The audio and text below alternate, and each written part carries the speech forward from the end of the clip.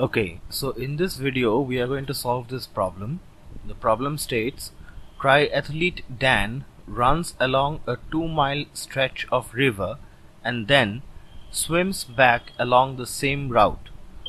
If Dan runs at a rate of 10 miles an hour and swims at a rate of 6 miles an hour, what is the average rate of the entire trip in miles per minute? So first thing that we need to remember over here is that the speeds of running is given in miles per hour and the speed of swimming is also given in miles per hour. On the other hand, the speed or the average rate of the entire trip has to be given in miles per minute. So the question is asking us to give the average speed of Dan round the trip in miles per minute. So what we have to do first is we have to convert the miles per hour, or if I can write it as speed, let me change the color. Speed of running is equal to 10 miles per miles hour 1 hour, which can be written as 10 miles bar 60 minutes. So it will be like 1/6 mile per minute. This is the speed of running, and if I calculate the speed of swimming, it is 6 miles per 1 hour. Similarly, which goes on to make like 6 miles per 60 minute, which is again 1/10 mile per minute. Now that we have calculated the speed of running and swimming in minutes or in miles per minute, so we have to go on and solve this problem.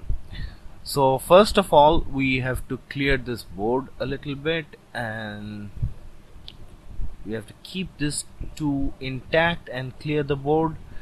And so first we need to visualize the problem. The problem here states that there is a road like this, and which is along a river which is like this. So in this river, this part is a 2-mile stretch. So let's name it as A and this one as B. So Dan first runs from this side in 1/6 mile per minute speed, and then goes on to cross the river from B point to A point in 1/10 mile per minute. So what he does is that he runs along the river for 2 miles in the speed of 1/6 mile per minute. Then he jumps onto the river at point B, and then he swims back to point A at 1/10 mile per minute speed. In this way, what we have to do is we have to try to find out the time required by this triathlete Dan from A to B while he was running. So time running is equal to speed by distance. Or is it? Maybe not, because distance by time is equal to speed. So distance by speed is equal to time. So this is a completely incorrect way. Most of the questions, or most of the examinees make this mistake very often. So it is distance by speed which is going to fetch us the time required for this person to run this 2-mile stretch. So again, let's clear up the board a little bit. So first is our distance. Our distance is 2 miles.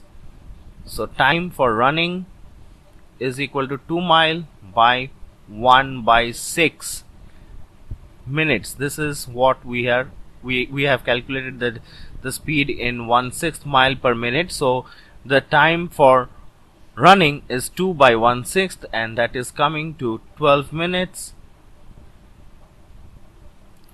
And then time for swimming is equal to again 2 miles, because he is not traveling more, he is traveling from point B to point A, which is again 2 miles. It is by 1/10, which is equal minutes, which is equal to 20 minutes. So the total time for him to travel from point A to point B by running, and then from point B to point A by swimming, is 32 minutes.